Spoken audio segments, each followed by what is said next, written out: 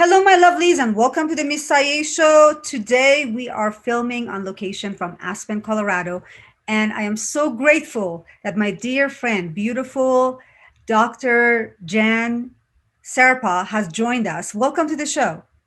Thank you so much, Saye, for having me. I Thank appreciate you so much. Well, I appreciate you and your time. I know you're an expert in lots of topics that I'm interested in, but I know today we decided to focus on ADD and ADHD. Right. I'm happy about that. Yeah, me too. So I would love for you to start off, if you want to talk about yourself and your background a little bit, and jump into the exciting topic of ADD and ADHD. All right. Well, I'm a psychotherapist and I've been practicing, I can't believe it when I say it now, for almost 40 years. Wow. And I have a doctorate in counseling psychology. And early on, right after I received my doctorate and defended my dissertation, one of my really good girlfriends called me up and said that her son had been diagnosed with ADHD. And I started really realizing that this might be a really big thing that I needed to concentrate on for my clients in the years ahead. And boy, was I right at that time with that intuition. So that is my background, and I've been dealing for years with ADDers. And so I'd like to explain maybe the difference, Yes. because I think people are kind of confused about what is ADHD versus ADD. So I'll just go right into that if that sounds good to you. Perfect. That was exactly right. what I wanted to start with.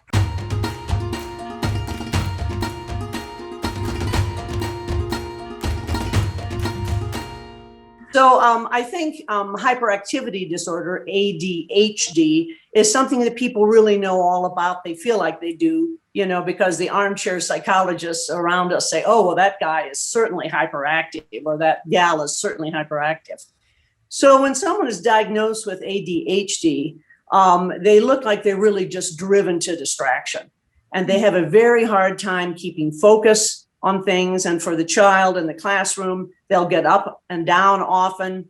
For adults that I see in my practice, you'll see them jittering their leg up and down, or they'll be, doing something with their hands. And so they're just kind of constantly in motion.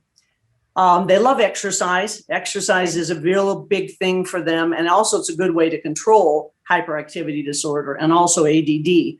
But they're almost driven to exercise too. I have a really good friend who's hyperactive and he's brilliant, and he's written a book. And I said, well, how in the world do you do it? And he's in his 70s. And he says, I exercise for an hour and a half in the morning. Then I sit down and I write for 5 hours. And then if I feel like exercising some more, I'll exercise for another hour and a half after I write. Wow, incredible. He's 70 years old? Yes. Wow. Yeah, he's in his 70s. Yeah. And he wrote a wonderful book. So, I mean, once you realize how to handle it and you get help in handling it, you really can. So he's a good example for that. So for my kids, when I deal with them, they really lose focus in the classroom easily. And that is a difficult thing, of course, for their education, So, and I also have them say, oh, they're really exceptional at hearing. I have one gal tell me that she can't go out to dinner, and this was pre-COVID times, of course, because she would always hear the conversation at the table next to her, and it would just drive her crazy because she couldn't stay with the conversation at her dinner table because she could hear at the next table. So that's a problem. Also, like tags in clothing, if someone says, I want a tag in that clothing, my clothing's driving me crazy, that's another sign of someone with hyperactivity disorder. A lot of different subtle signs like that. That you have to really kind of pay attention to. It's like, oh, this is distracting the person also. So all kinds of things. Now with all these signs, it could be, someone could have all of them. Someone could have some of them. That doesn't mean that they have to have all of them. Exactly. No, they don't. There's only like 6 different things that you look at to give someone a diagnosis. And they have to have, at least 6 of the list of things from our diagnostic manual that we use in the field of mental health. Got it. So, and a lot of my younger clients will get absolutely addicted to the internet. So, they'll just love gaming, and they'll just game all the time. I had one client and I had to bail him out of flunking college twice because he got addicted to a World of Warcraft, and he was just constantly gaming day and night, day and night. So that's another thing, that the brain really wants to go on a hunt.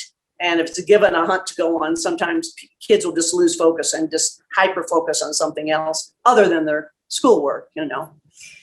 So moving on to the other ADD, which is usually inattentive type. Those are the two predominant types of ADD. So it's hyperactive type and then ADD inattentive type. Mm-hmm. Usually with those, I will have female clients. And inattentive type ADD is rather difficult to diagnose, and a lot of people get ignored all the way through school because of it, because these kids don't act up. They're not hyper, so it's not obvious to the teacher or obvious to the parents, you know, who usually go, oh, something's wrong with my hyperactive child. But with the inattentive type, the kids usually is a well-behaved child. They just lose focus in the classroom and they start doodling or they start daydreaming, and then they're not paying attention to their education. So I usually start seeing it, and parents will come to me when a child is in 7th or 8th grade, because that's when school really gets difficult, you know, and I got to multitask and do all these different things and go from classroom to classroom and do their homework. And homework is a big sign for both the hyperactivity type of ADD and the inattentive type. They can't stand doing homework. It bores them to death, and staying focused on it is very, very difficult for them. So what I do to try to figure out, you know, is this person diagnosable with ADD? For the younger kids, I'll even go into the classroom and observe them and see how they're doing. Right. Yeah. And then you can look at report cards. And remember your own report card, you know, your grades, you know, like, oh, proud about your grades, but what the teacher says about you is really important at the bottom, you know. Mm-hmm. And usually they'll say, I think this child is smart, but he just can't stay focused in the classroom. Or I seem to lose her, you know, within the first 10 minutes of the history lecture, you know. And so if you look at that and I start thinking, maybe I am seeing ADD, or I look in the classroom and I see the child, oh yes, very obviously ADHD. Then I will give a test to children and to the teachers and to the child themselves and to the parents. And it's called the Connors-Wells test. And it's been used for years and years. And it's just a really great questionnaire.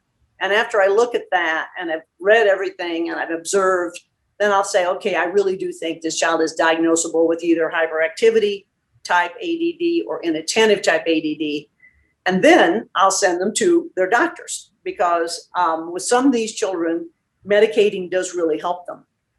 So I'll send them either to their pediatrician, to the family doctor, if it's an adult, to the psychiatrist that I like here in the Valley, or, you know, a psychiatric nurse for medication and for second diagnosis to make sure that I am seeing what I think I'm seeing.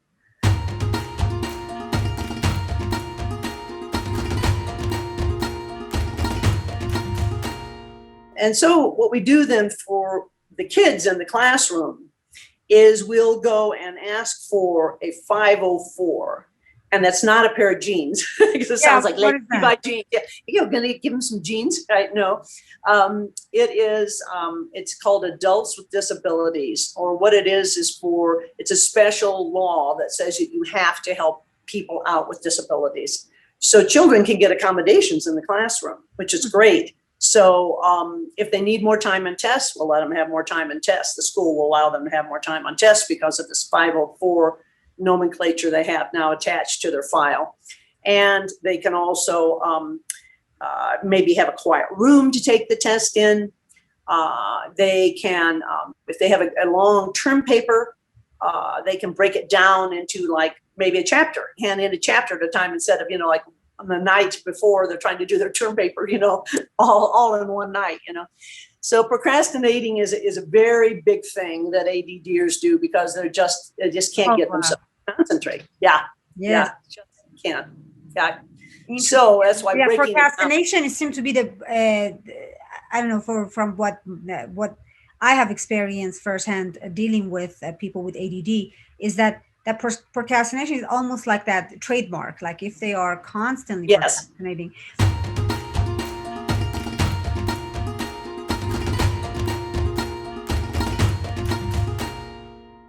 how would you not confuse that with being avoidant, or is it the same thing?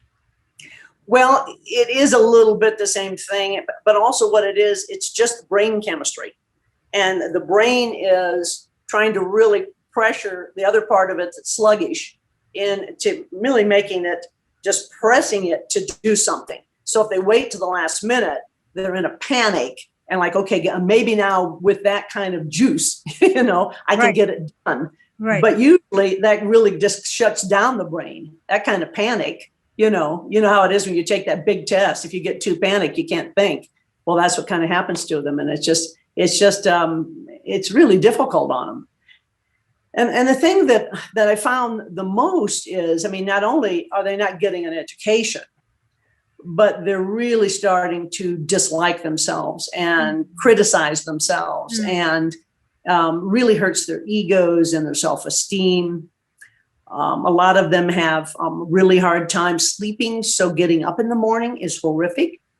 And I will have parents come in like I'm the priest, and they're coming to say, this is what I've done to my child. They're coming to confession. And one mother came in, and even before she's in the door, practically, she goes, I slapped my daughter in the face this morning because she just wouldn't get up and go to school. And I had a father that actually broke his daughter's arm because he was so frustrated that she wouldn't do things. And he just thought she was being stubborn and willful and mindful and nasty. And all it was ADHD. Wow. And yeah. So it's a lot of that extreme, to that extreme that the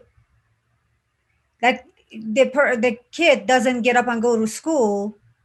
Like, it's the resistant come across as if they don't want to do it.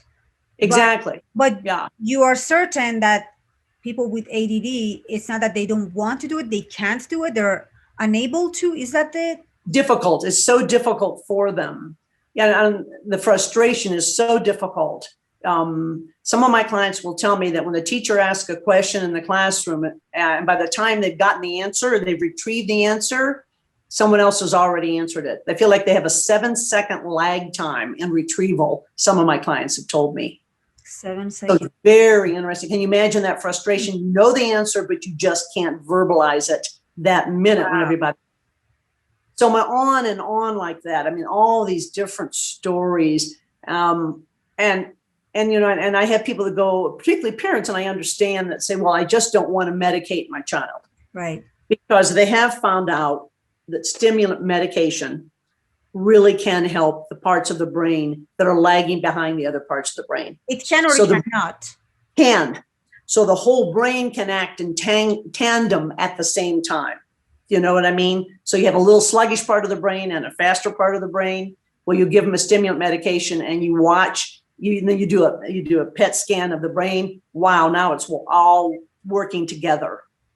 But those medication, do they cause being agitated at the same time, or? Well, that's a common misconception of stimulant medication. If you or I would take it, we would be, but for the person who has a hyperactivity or inattentive type ADD, they take it and they go, wow, I can concentrate now. Right. For example, I had a gal who was a fabulous athlete. And she said she just couldn't concentrate. She thought maybe she needed to be in a smaller environment, maybe better teachers who really were engaging, better. I don't mean to say it that way, but really engaging teachers. And so she took herself to the high school on the sea that only had 10 kids on the boat. And they were told they were all to go down into their cabins and read Moby Dick, the first chapter. And she said after 4 hours, everybody came up and, oh, wow, that chapter was great. And she said she went over the first 2 and 3 pages over and over and over again for 4 hours and couldn't move on. She couldn't concentrate. And she said then she realized it wasn't her will that was lacking. It was just her concentration that was. And we got her medicated and she went on to Brown University. And now she does all of her tests because of the 504 she has in college. You can have it in high school, in elementary school, high school, and you can have it in college. And so she can do her test orally. So to show that she knows, because she has a very hard time writing things down. So it's another way to to let everybody know what you know. And that's, as long as you can tell your instructors that you've learned the subject, there's all different ways that you can show them that you've learned it. And we've learned now, that different people learn in different ways and can give their education out in different ways, it can show you examples of it in different ways. Yeah, something you said is very interesting.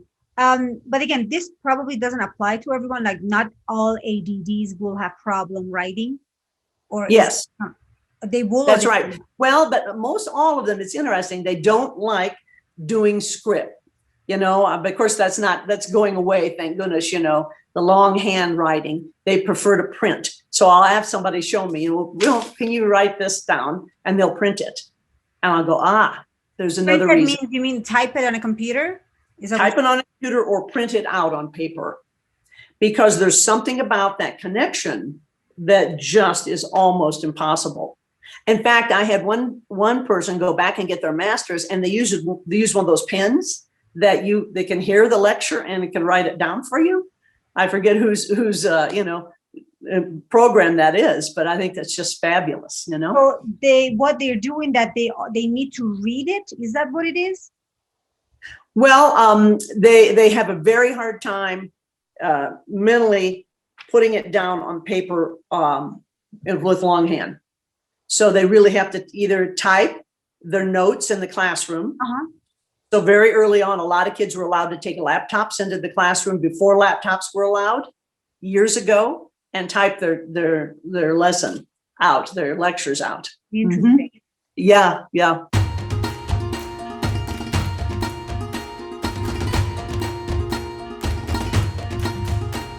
I know we want to concentrate on ADD and ADHD, but is there any connection between dyslexia and ADD? Because I know dyslexia, they cannot read, they have difficulty reading and focusing and numbers. Right. Well, oftentimes, it'll be a little confusing. Is this person more dyslexic than they are ADD? Or do they have a combination of both? So there's a lot of figuring out there, you're right, that you have to do, particularly with difficulty with reading, Now, a lot of people auditorily can do quite well. And I had a young boy years ago, back when they had tape recorders, back in the old cave days, and he would listen to his books on tape. And he said, I want to show you something, Jan. He was really proud of himself. I can't remember how old he was, even, maybe 12. And he could take the tape recorder and he could make it go on fast, like,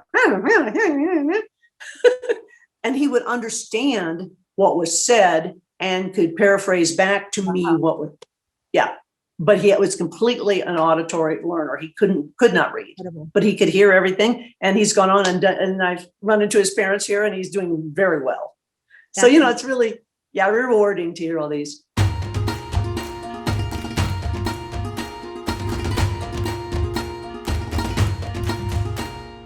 Is there a holistic way of approach for ADHD, or it has to be medication? Well, we do try that. We try that. I do try talk therapy and teaching kids skill sets. If you're a hyper focuser, ADD, and a lot of people can get just lost. It's something they love. I have one guy that's an inventor, and he invents bikes. And he said, well, I've just spent half an hour doing this, and he'll look up and spend 5 hours. So we'll have alarms that they put on their phones, every 20 minutes to get them from hyper focusing, different things like that. We do believe in diet. We really look at diet, high protein diet, because they call it kind of the hunter brain, because they think perhaps it was the early hunter brain that needed to be distracted to hear the animals out in the woods so they could go and, kill the meat to bring into the tribe, So we've tried to make sure that, they don't get too distracted, and that they are big protein eaters. So we cut out carbos and we do protein, things like that. Exercise, and more exercise. But the trouble is that the inattentive type ADDers have a tendency to be kind of couch potatoes, some of them. So you have to kind of maybe get them in group sports, some way to get them up and out to do things. Because exercise really does get the endorphins going in the brain, And the kid's it's brain stimulated, of course, and that's what the brain is needing the stimulation. And that's why you see jiggly legs. They're trying to stimulate the brain. Right. You know, come on, brain, wake up, you know.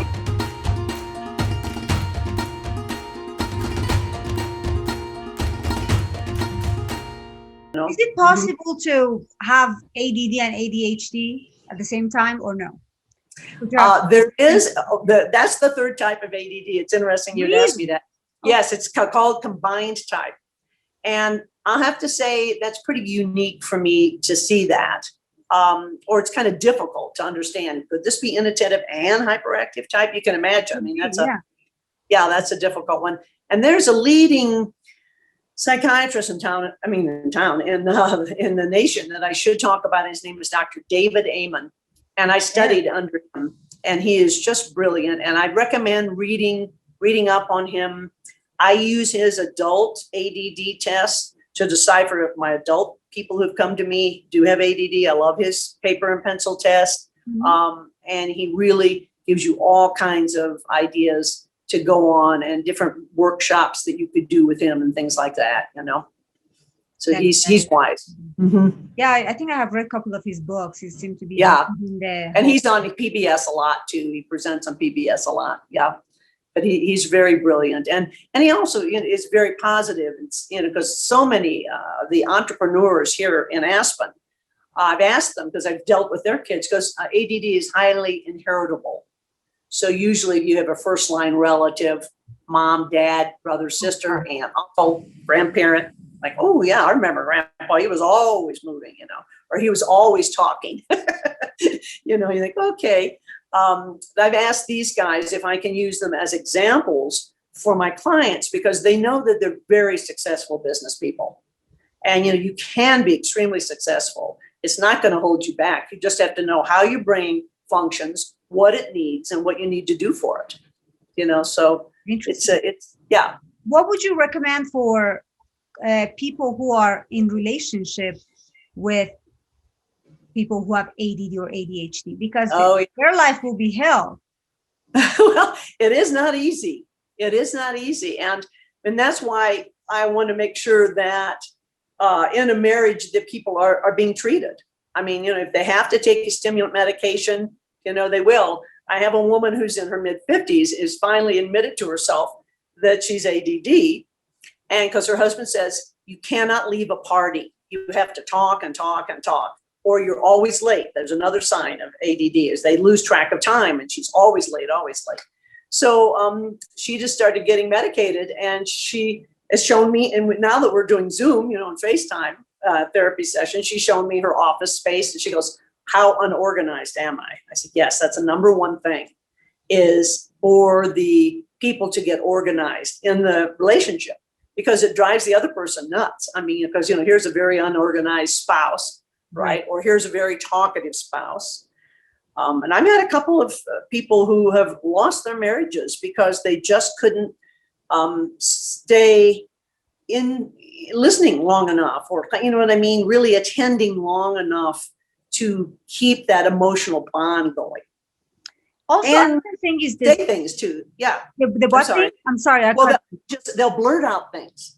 They're kind of hurtful. Another thing, they're just going to say what's on their mind, and without chewing on it. They don't filter. Yes. Another thing is prioritizing. Yes. Is prioritization an obstacle for them? Is it something difficult? Yes.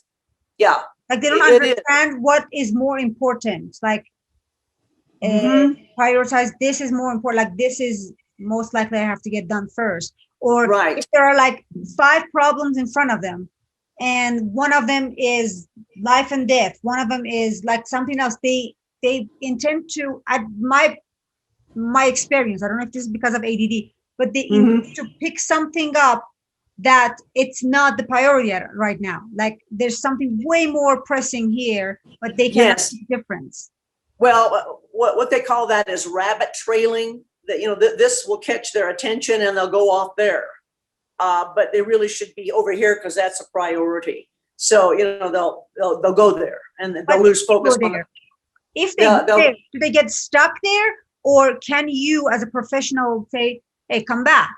Right Yeah. now, we have to work on something else. Well, but that's what the spouse needs to do to almost help the other spouse. And that's what the teacher needs to do in the classroom, to say to the child, when I see you going away, losing focus, may I say your name, or may I touch you on the shoulder to get your attention and bring you back? And then they always say, yes, please do that. And then in your relationship, the same way, I'm seeing you, you're over here now. Do you mind coming back to what we were talking about? Or can we refocus on this now?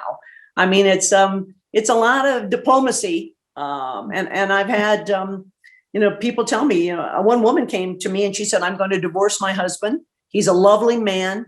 He's a lovely father, but he is so hyperactive. We've been married for 20 years and he's driven me absolutely out of my mind. I can't stay with him another minute. You've got to help him because it's going to hurt him because he doesn't understand why I'm leaving. And it was heartbreaking. I wish you had come to me a long time ago. I mean, so we could help ahead of time. Yeah. So how did you go about that case? Did you talk with the husband? Were you able to get through to him? Yes. I was able for him to understand it and understand his hyperactivity and choosing the right spouse for himself. And he's chosen someone now and they're both go-getters. I think they're both probably pretty hyperactive and they love doing stuff together, and they build things together. So, they're very happy. And then this woman's gone off and married someone who's much calmer, probably more of the farmer brain, as they call it. They don't mind repetition and doing things and calm and all of that.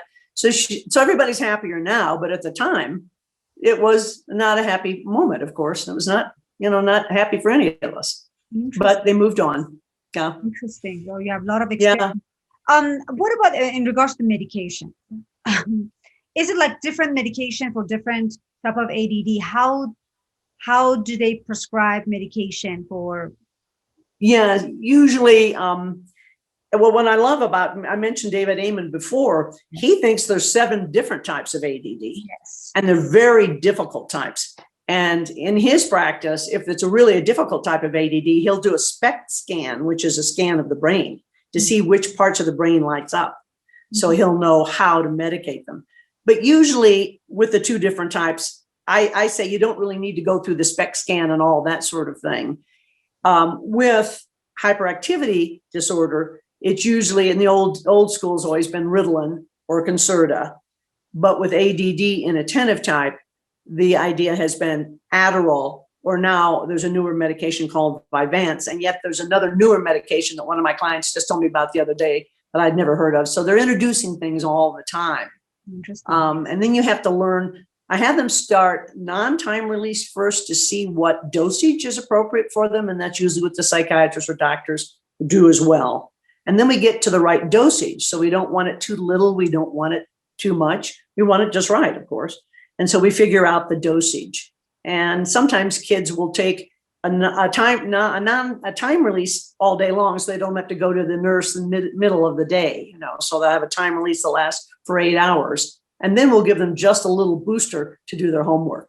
But we don't want it to interrupt their sleep because sometimes it keeps the brain focused. So the brain will want to still be focused at, 9 o'clock and they're supposed to go to sleep. So we have to work all that out, but we pretty well get it worked out, which is good. Well, it's never enough to talk to you. I am so excited that we at least got a little bit covered today, but I would love for you to come back so we can talk about other topics. I would love. Thank you for sharing your wealth of knowledge with us, with our audience. I'm sure they're enjoying it. And yes, thank you, Jan, for coming on the show. We really thank you, Saye. Yes, thank you so much. And it is a positive thing, and it can end in a very positive way. And I want people to know that. Absolutely. Thank you.